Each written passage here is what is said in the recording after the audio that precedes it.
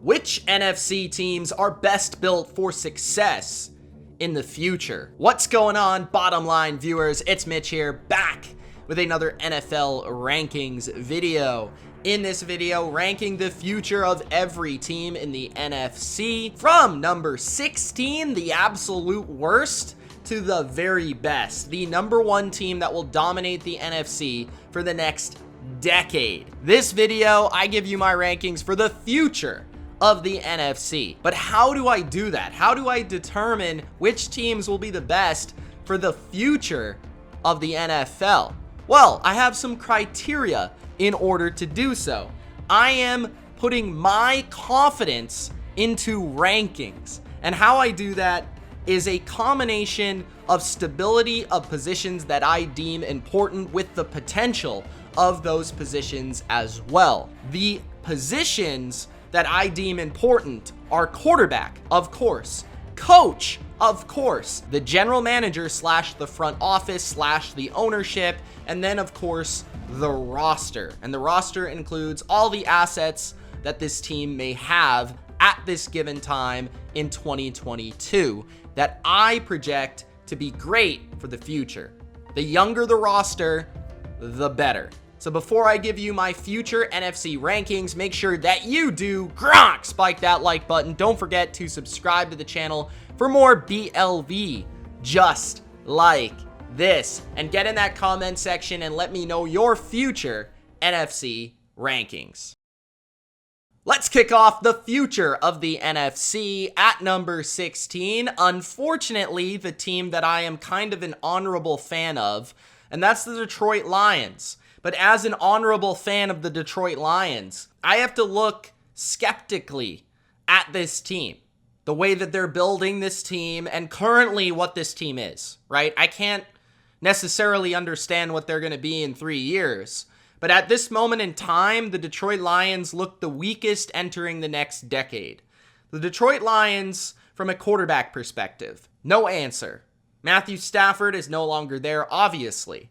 They went with Jared Goff. And you guys know, I'm not a Jared Goff guy. I don't think he's going to be there very long, and I do believe he's kind of a bridge quarterback to look for the next quarterback, the next Matthew Stafford, so to speak. But who will that be? I'm not quite sure, and I don't think they're going to find that guy this year. Maybe next year, maybe the year after, hopefully sometime soon. Maybe the Lions will even have to make a bold trade to get that guy, but they currently do not hold that guy. And if they go about Jared Goff for the next couple of years, that's not going to go anywhere. The coach, Dan Campbell, personally, not a huge fan.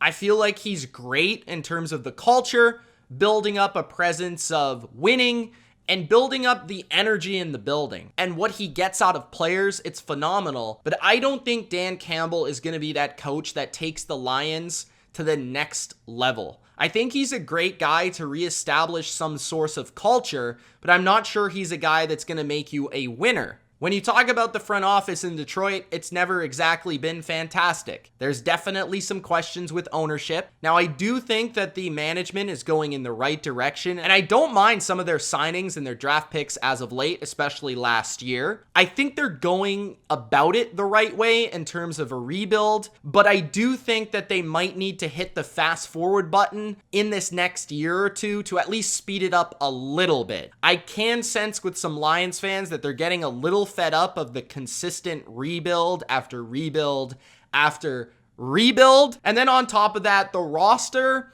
it does have some areas that I like. Specifically, the offensive line is built to last. The tight end position with TJ Hawkinson has a borderline stud, and DeAndre Swift is a very nice running back. But again, wide receiver, quarterback, those are the positions you need to fulfill, and they have neither of those or any prospects that I really love. The defensive line has some role players, but I'm not sure they have stars. Same could be said about the secondary. So I just think the Lions have a long way to go in almost every facet to become a truly elite team in this league. The number 15 team of the future in the NFC, or the second worst, is the Washington Commanders. Maybe the name change will do something for this franchise, but personally, it really stems from the top of the organization. I'm talking about the ownership. I'm talking about the vibe surrounding the ownership, especially this past year or so, has been a little fishy to me and very negative. And this has been a consistent thing with Washington. I fear that this organization is never going to get better. I fear that they're stuck in misery.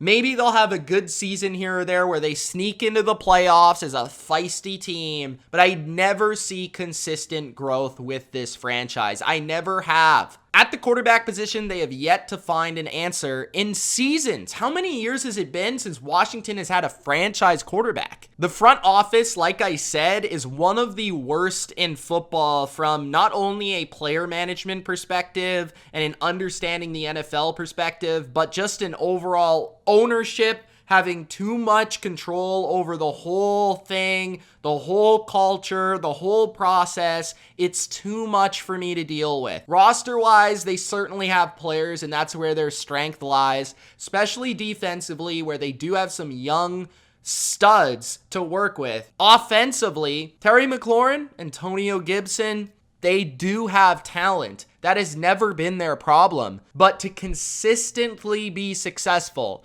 you need a culture in your building that will work. And Washington does not command that at the moment. So my number 15 team is the Washington Commanders. The number 14 team of the future in the NFC is the Seattle Seahawks. Now this one might be shocking because the Seahawks have basically been the team of the NFC over the last decade, at least in the top 3 teams of the last decade. Russell Wilson has been one of the top quarterbacks in the NFL. Pete Carroll has been one of the best coaches. And really their entire franchise from top to bottom has been a success and has been a model of success across the NFL that many teams have attempted to copy but have been unsuccessful. The Seattle Seahawks have been unique, and that is why I don't see this continuing at such a high rate with such success. Now, I will say Seattle has been successful really since I've been young, and that was even before Pete Carroll and Russell Wilson. That was with Matt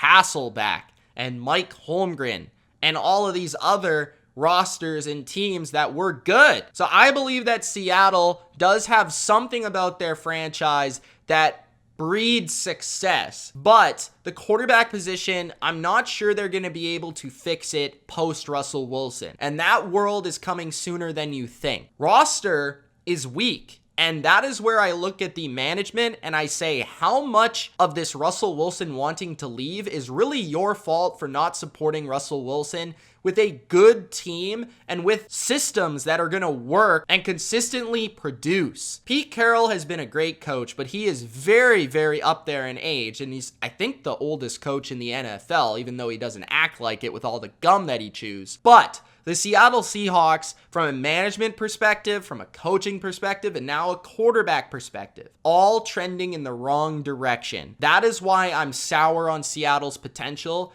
entering the next decade. My number 13 team of the NFC for the future is the Atlanta Falcons. Now, one thing I will say positively about Atlanta is that at the top of the organization, Arthur Blank does an excellent job of understanding his role. He sets the tone of the culture and the organization by getting out of the way and letting the football people do their job. Sometimes that's epic and concludes with great results. Sometimes it doesn't work out, but at least he gives the leeway for those people to be themselves and to establish the tone of organization. Then you talk about Atlanta's success with getting 2 franchise quarterbacks almost consecutively over the last 20 plus years, which has produced really good results.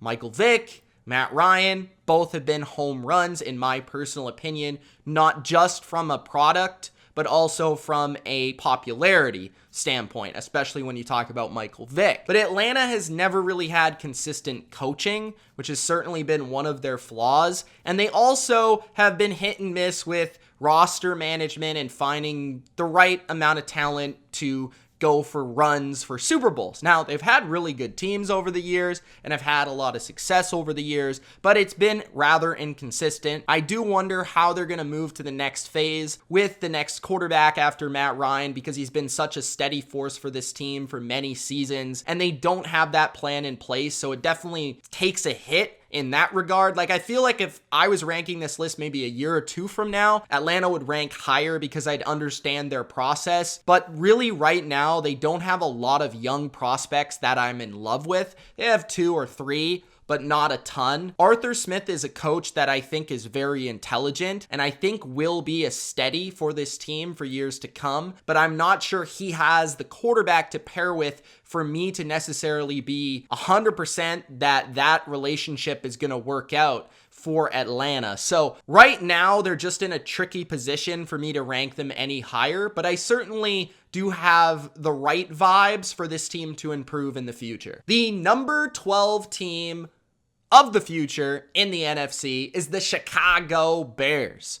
The Bears are a team that I want to see be successful. I want to see Chicago, the city, the sports city. They have great fans. I want to see them have a great football team. It would be great for the league, but I'm not sure that the Bears are really close to being a great team for the next decade. The organization has consistently struggled to make the right decisions year after year after year, and there's a long track record of inconsistency and lack of understanding of where they're at with this franchise, on top of just the overall curse of never finding a franchise quarterback, which has led to many seasons where they can be fantastic, led by a great defense, which is why they're known for defense, but never finding consistency, winning year after year, decade after decade, because they can't rely on the franchise quarterback. Now, maybe, just maybe, they may have that with Justin Fields, but I was never the greatest or biggest Justin Fields supporter or fan coming out of the draft, which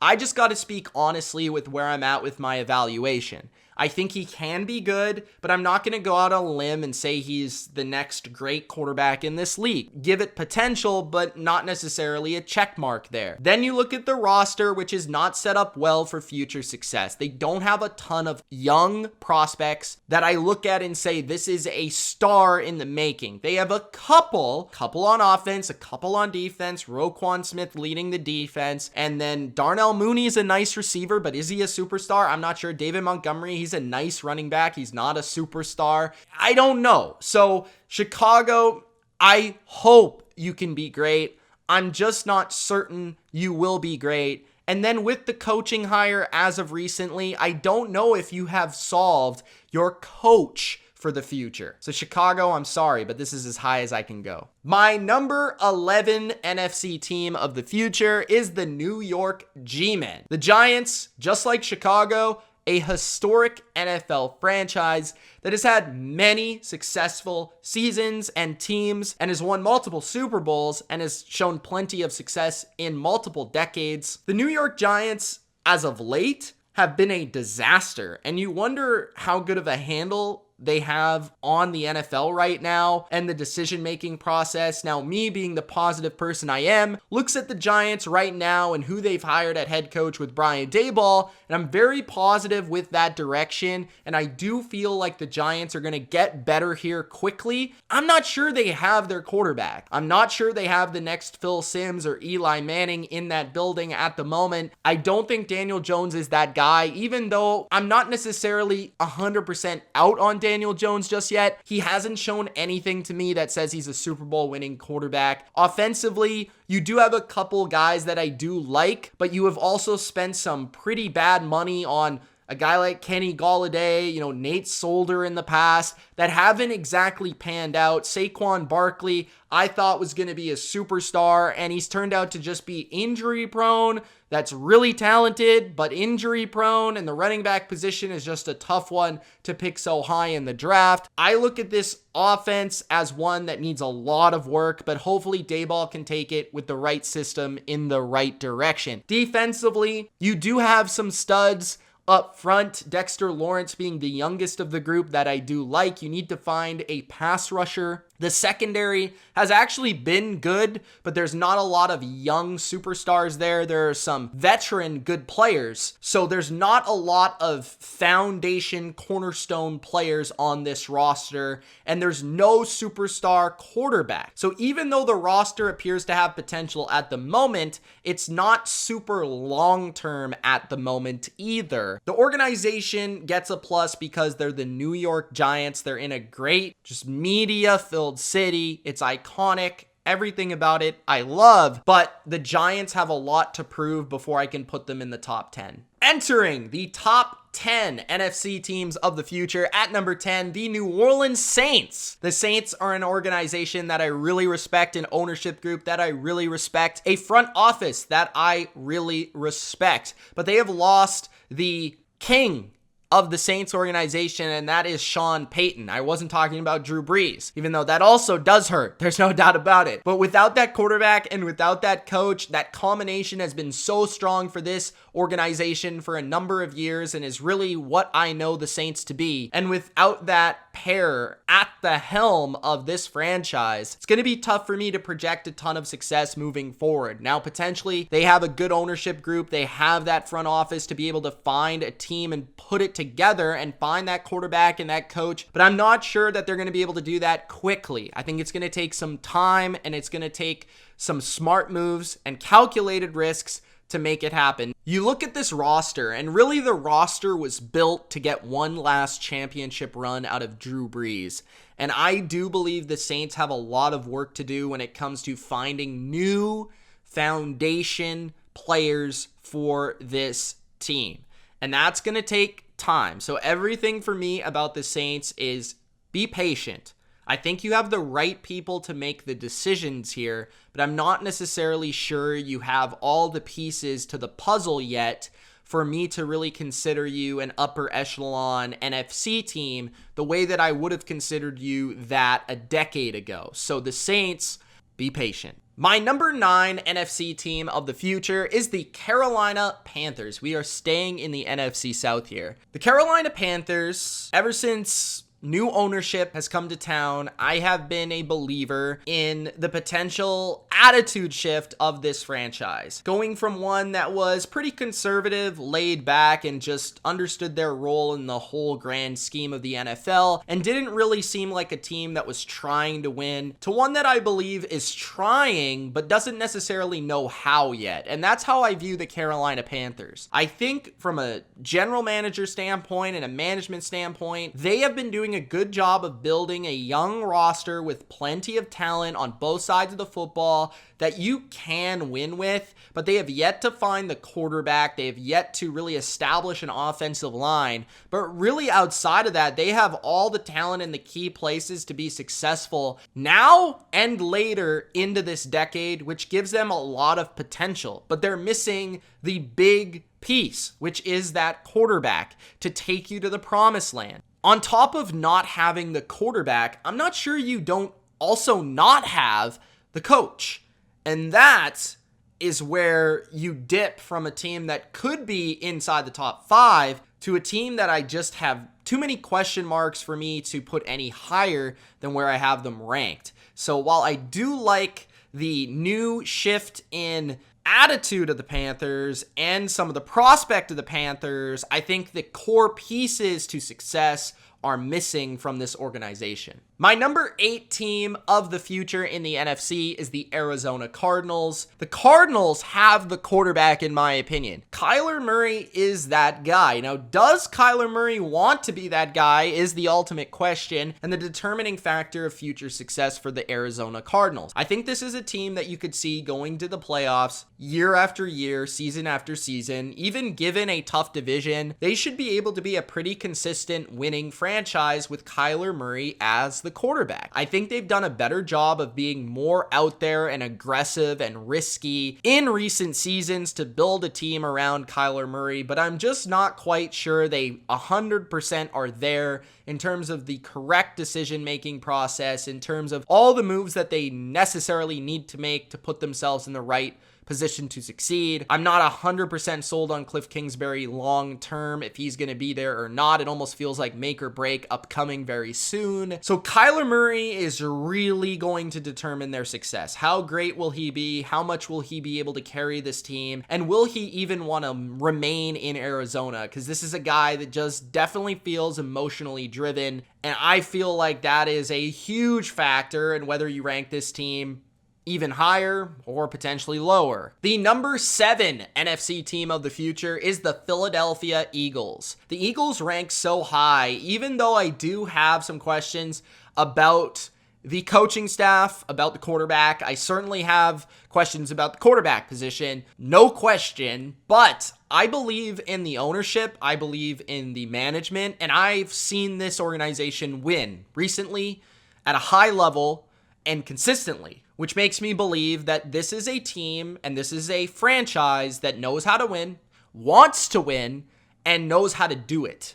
And that is a huge thing in an NFC that I believe is ready to be taken advantage of, because I've continuously, team after team here, been talking about teams that maybe have potential, but don't quite know how to do it. They don't know how to execute it, and that's a totally different thing. And with the people in place of decision making for Philadelphia, they at least understand it. Now, maybe they can come across a little bit cocky, but they get it, and they know how to accomplish it. And that to me means more than anything else, because ultimately the people making decisions are going to get you to good places if they're the right people. And I believe Philadelphia has that at their core. On top of that, the Eagles are not too far away from having one of the best young rosters in the NFL, and that could happen as soon as this year. So the Eagles, their stock is on the rise. My number 6 team in the NFC for the future is the Minnesota Vikings. You know what's funny about the Vikings? Is that they've been successful for so many years in so many decades, and yet they never can win the big one. And I know Vikings fans understand that, but at least if you're a Vikings fan, you can count on being competitive fairly regularly. They understand who to hire. They understand in those processes how to build football teams. And I think they have very smart people in the right positions to make decisions here. I think Kevin O'Connell could end up being a really good hire as the head coach. I think that they do have some really promising players, especially Justin Jefferson, who's going to be a superstar for many years to come. For whichever quarterback is going to throw him the football, they have a left tackle that I think is going to be solid for the future, which is huge. They have a pass rusher that is huge. They have many younger players that are in key spots. So Minnesota has a long history of being successful and consistent, and they also have pretty good assets at the moment, which makes me believe that the next decade should remain fairly good for Minnesota Vikings fans. Entering the top 5 teams of the future in the NFC, the Tampa Bay Buccaneers. The Bucs, yes, are moving on from Tom Brady, and yes, Tom Brady has had a massive influence over this ranking and of the recent success of Tampa Bay. There is no doubt, but I do think something has happened to the Bucs ever since hiring Jason Licht and Bruce Arians. I am not the biggest fan of Bruce Arians, but what he does do along with Jason Licht is to bring a different attitude of winning to this franchise, and Tom Brady only multiplied that by 1,000. I think there is an aura in Tampa Bay now, from the ownership on down to the players, that understands how to win, understands it in their bones, and I think that is going to carry through into the next decade. And really, my confidence here is in Jason Licht. He is a very good general manager. He's one of the best in the NFL. He can put together a great roster. He's very good at understanding the players that will fit on offense and defense. He's really good at drafting the most important positions in the NFL, and he's good at understanding when to go for it at certain positions, when to sign that quarterback to bring you to the championship. And I really look at Tampa Bay with a lot of younger players. They've got a good, talented roster through and through. They've got Tristan Wirfs and still Mike Evans and potentially Chris Godwin back. They're really good at grabbing wide receivers. Their offensive line is in a solid shape. The defense has got lots of young players. I feel like the Bucs roster's in a good spot. The transition at coach shouldn't be too difficult if Arians decides to retire. They might even upgrade with a guy like Byron Leftwich, who would be put in a good spot there in Tampa Bay. And I do think the fans have also embraced them as a winner now, and there's an energy in Tampa Bay that should carry into them being a successful team for many years to come. My number 4 NFC team of the future is the Green Bay Packers, the legacy franchise of the NFL. The Packers have not had to deal with the quarterback position for many years, which has kept them consistent, competitive, and a winning team for many seasons. A lot of Packers fans don't know what losing is, and that's thanks to Aaron Rodgers and Brett Favre before that. So who will be the next guy in that line? Because it looks like Rodgers soon he's going to retire or he's going to be gone from this team, and they're going to have to find the next answer. I'm not sure it's Jordan Love, but Matt LaFleur, at least you have a good coach in charge of the controls for many years to come. Have a stacked roster with a lot of young talent at good, important positions. And I think you have a management that understands how to draft and build a team. And on top of LaFleur's ability to get the best out of these players, I feel like that's a great combination. So they may go through seasons where maybe they don't have the best quarterback play in the next couple of years, but they should still remain competitive because of their roster talent. But once they find that quarterback, it won't take them long to turn that switch and become a good team once again. The only question I have about the Packers is really that whole lack of owner thing. Without Rodgers, without Brett Favre, how is free agency going to treat this franchise overall, being in the location that it's in? No offense. So I feel like the Packers, I have a track record of success. I have a lot of nice pieces on and off the field in place that should be successful, but I'm not 100% sold on this ranking exactly. The number 3 team of the NFC, and I feel like there's a massive gap between number 4 and number 3 and the rest of the list. So at number 3 is the Dallas Cowboys. The Dallas Cowboys are in a very good position to be successful for the next decade. They have a quarterback that they've signed long-term. They have a superstar receiver in CeeDee Lamb. They have multiple offensive line pieces. They have multiple playmakers on defense from the front 7 to the secondary. They have an ownership group that's very powerful and will dish out the dough, if you know what I mean. They've got a lot of smart people working in that organization with draft and free agency and money management and all that stuff. They're the Dallas Cowboys. They're America's team for a reason. They will remain competitive. The only thing I can say about the Cowboys is they just haven't been able to get over the hump. But this is a ranking of success into the future decade. And I think there are only a couple teams better set up for that consistent success than the Dallas Cowboys. My number 2 NFC team of the future is the Los Angeles Rams. The Rams are very well set up for future success, even though they just won the Super Bowl. And typically, when you win a Super Bowl, you aren't necessarily in your early stages. Probably in your later stages or in your prime. And I would say that the Rams in some facets are in their prime and some facets are in their later stages. The later stages for Aaron Donald. The later stages obviously for going all in with Matthew Stafford, but Stafford should remain there for at least the first portion of this decade, so you'll have a good quarterback there. Cooper Kupp's in his prime. Jalen Ramsey's in his prime. So when you look at the Rams, they've got a lot of superstars and guys that are going to be very good for the next few years, which is going to keep their floor very high. Sean McVay, as long as he stays around and doesn't go to TV, he's going to be one of the best coaches in football, and he's very young. They've got very smart people in charge of decisions, and even though they might not have many picks, they are very good at finding a way around that and finding talent to fit whatever they're doing on offense and defense. And what I love about McVay is he's very good at hiring other coaches around him to get the best out of him, to get the best out of his players, and to properly hire coaches to replace other coaches that may leave, which I think is very important. So the Rams have the talent. The Rams have ownership backing, popularity, an awesome new stadium, just a really cool vibe, a winning culture. All of it is fantastic, That's why they're at number 2. My number 1 team of the future in the NFC is, by probably no surprise, at least if you know me, the San Francisco 49ers. The 49ers are the NFC team of the future. I'd be quite surprised if they weren't at least one of the more successful NFC teams of the next decade. Kyle Shanahan leading the way, I think, is going to be arguably the best coach of this next decade, and to me is the best coach that I would hire first if I was in charge of a franchise for the next decade. I think he's brilliant. I think he's at the forefront of all of offensive football, and I think he's just entering his prime. Offensively, Trey Lance could be the answer at quarterback for the next decade, but if he's not, I don't think it will take long for them to quickly realize that and then switch directions. Sorry, Niners fans, if you get attached too quickly, don't, because they'll figure it out. And I feel like the thing with Shanahan is his system is so strong that even if they don't find a superstar at quarterback, they'll still remain pretty good at that position because of his scheme. They've got guys like Deebo Samuel, who are young superstars.